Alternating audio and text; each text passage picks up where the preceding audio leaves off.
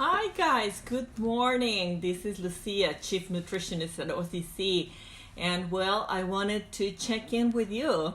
I wanted to know how you guys are doing. And let me just see if I can see your comments in here. Please give me a thumbs icon so I know that you're there. Of course, I may go through some technical issues here because I'm doing this alone. Of course, I'm not at OCC. So, hey, Elise, thank you so much for checking in. Thank you. Now I know I can see the comments, so that's good. I know we're going through tough times, and I know that food is right there trying to give us some comfort. So I wanted to, well, be here for you for any questions you may have. Today is not only Social Friday, so why not being social here? And it's also a no filter day because guess what? I developed a really bad allergy from my new from a new bed cover that I got, and guess what? Now I'm already here, but hey, nothing we can do about that, right? Elise, when's Vitalift going to be back in stock? It is in stock. The only flavors that are not available are vanilla and chocolate, but you can always use the flavor shakes and add a little bit of vanilla extract to the flavor one to give it as much flavor of vanilla that you want. And you can use also some cacao to give some flavor to get it chocolatey, right? So you can always change the flavor of the protein shake. That's the good thing about having the pure whey, because you can use, say, clove or cinnamon or cardamom, or you can use a little bit of nut butters to give some flavor to it, even if you are in the pre-op. Now, of course, when you are in the post-op, then you can add a little bit of fruit to that. And you can have frozen fruit readily available, so you can put that on your shake, and that's how you can change the flavor. So I would prefer for you guys to control the ingredients and the quality of the ingredients rather than being at the aisles looking for the caramel macchiato flavor. I mean, you can even put some coffee into your protein shake and get that flavor. But in that way, you are not giving power to the manufacturing companies over the quality of the ingredients just because you're preferring the flavor over the quality. Hi, Jason. Welcome here. Rebecca, hi. How are you? Rhonda, when will those flavors be available? Well, Rhonda, here's the thing. Protein is the building block of the immune system. So right now, since it is difficult to get quality sources of protein, those who know that have order plenty of the protein shakes, and not just from Vitalift, but from other vendors that have very high quality protein. So it is difficult to find the ingredient, but I know that Vitalift is already in the works of making some protein. They already have the ingredients, so it should be available pretty soon. Now, it is going to be difficult to find some ingredients for at least a while. So whenever that's ready, stock up a little bit on that. Now, of course, take into consideration other people, because it is a time to self-care, but it's also the time to care about others. So stock up on some, and it's a very good protein source, meaning that, say, animal sources are the highest quality of protein. And the whey is the main ingredient of the protein that will have all the amino acids needed to build up tissues and then again your immune system. I hope that answered that question. So how are you guys feeling in terms of food? Are you finding yourselves looking for sugar, looking for alcohol? Remember that this is a closed group, so we can talk about it. It is an issue. It happens in my house. It happens with all of us. So how are you dealing with that? Chris, my hair is getting so thin. What can I do? Well, hair is 90% protein and 10% other vitamins and minerals. So you should be getting at least 60 grams of protein and of course taking the rest of the supplements. Now, I find it interesting that people are now paying a lot of attention into supplements, and it is very important. It's as important as food. So it's about having the best food possible and the best supplements possible, because if you are getting the wrong types of foods, then the supplements are not going to be able to do their magic, right? So supplements are on top of food. Now, supplementing is important, especially now that we are facing these pathogens. So Vitalef has all the supplements that you need.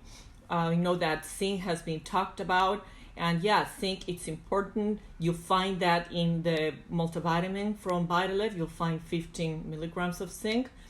And if you can include a little bit more, that'll be okay. But an excess of zinc also leads to hair loss. So you'll need to sort of figure out the right formula. And that is tough, especially since we don't have that many supplements available out there. But if you're taking Vitalef and you're chewing on animal protein, and you're getting some pumpkin seeds, for example, and oysters, which are by far the highest source of zinc, then you should be having enough zinc to face off this bug. I don't need to tell you how difficult it is to see how many people being laid off and having that many people being sick. We really don't have to I don't need to talk about that, right? Because you are there. You're seeing that as much as I am. So protect yourself, protect your family, and of course wash your hands and follow the health the overall health recommendations to avoid being infected. But you also need to boost your immune system, and you need to do that at home. So get your protein. I mean, you are bariatric patients, right? That means that you went through weight loss surgery, or you're going to go through weight loss surgery. So you need to boost that immune system, because having obesity, having diabetes, and having high blood pressure puts you at higher risk. So I asked about sugar and alcohol because, well, those two increase inflammation. Every time you have some sugar getting into your body, the sugar is being sensed by the body as something foreign that it has to deal with. So instead of using the resources it has to deal, say, with an infection or to help the immune system, those resources are being move from that interest into dealing with sugar. So right there, with every bite of potato chips, or having soda, or having the alcohol, or the cake, or the brownies, or the cookies, or the cereal, or the cow's milk, then you are increasing inflammation and reducing your chances to fight an infection. So we do need to develop strategies. It's a difficult time, I get it, and it's difficult for me as well. It's difficult for everyone. We don't even know what we're going to be facing off later on, right? But what we can control is our food. It's the only thing that we really have control on right now. So putting attention into what we're eating and knowing that with every bite we're helping ourselves and we're helping our family, then I hope it motivates you to stay on path, right? And then again, to follow your supplement protocol. So each of you have the details, let's put it that way, on what to eat. But I just want to make it really, really simple. Emphasize your protein, high quality sources. Yes, animal protein, and the quality whey. Don't get that, premier protein shakes and stuff like that. I mean, those don't even have protein. They are flavored powder milk. So if you think that you're paying for cheap protein, you're actually paying for very expensive milk with 35 chemicals, and those chemicals are going to be wasting your nutritional sources. So get into having quality whey, And then again, Vitaleaf has a flavor one available right now, and we'll have the other flavors pretty soon. And in addition to the protein, then do get your vegetables. And since you have a limited space in the stomach, a limited volume in the stomach for vegetables, then cook them, all right?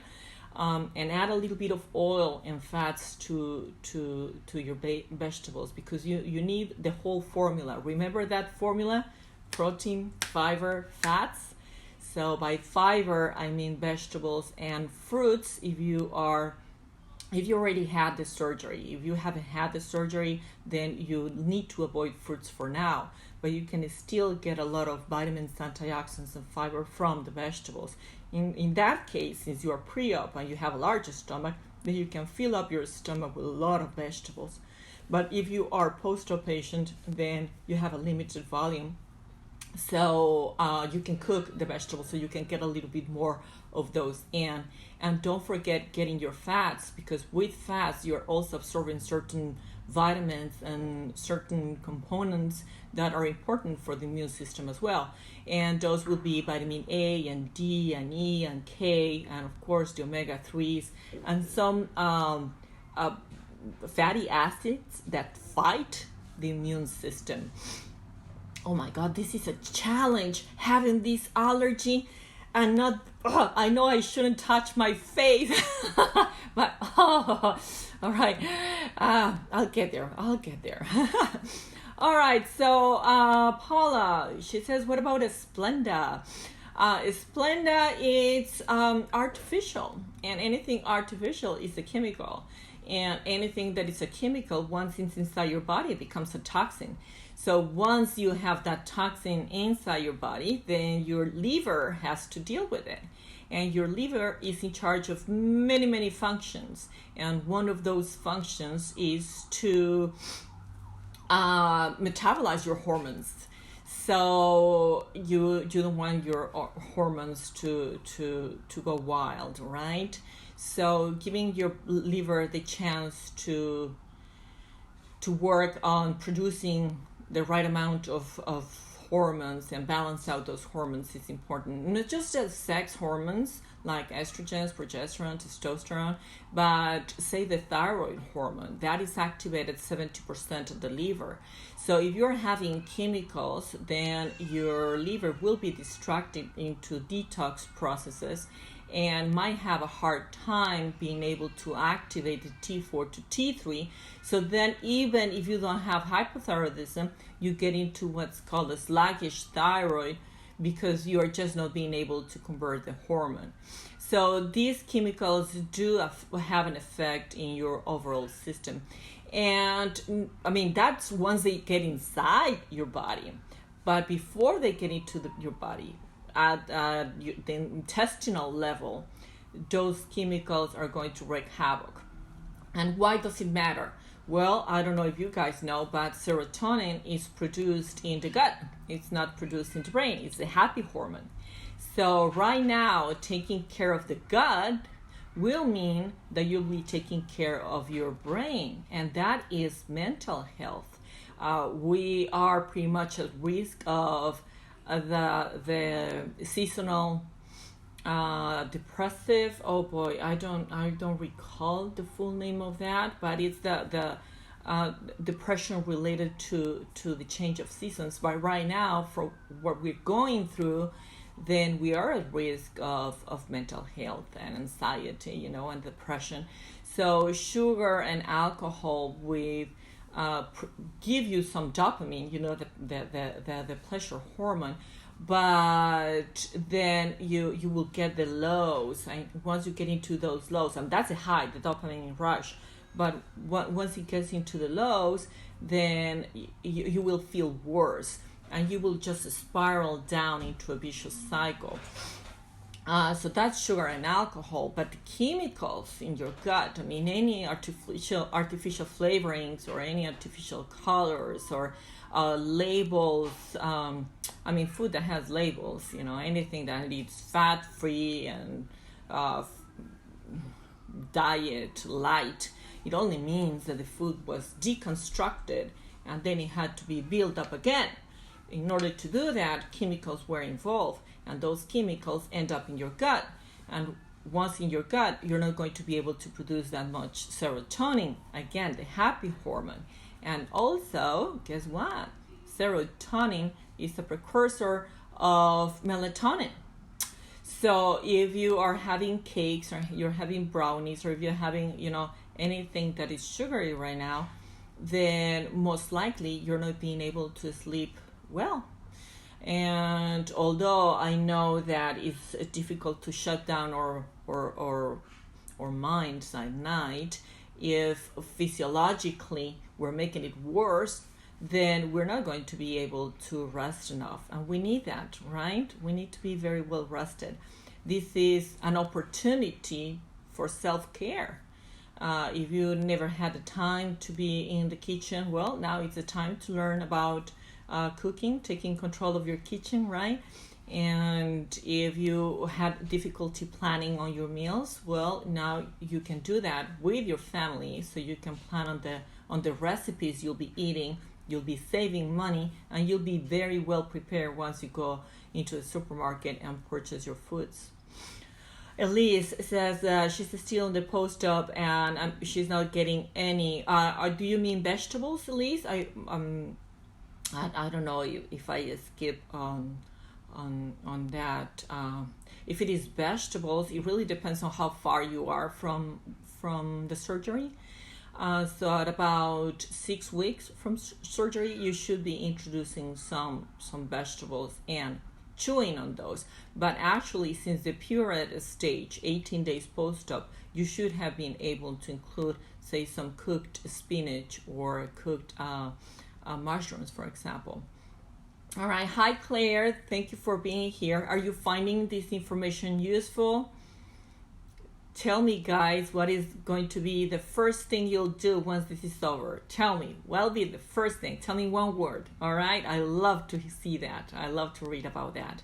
Elise, you are 2 weeks from surgery. Yeah, it's too soon to have vegetables. Right now, you really need to focus on the protein and getting your supplements because you're not getting that much food.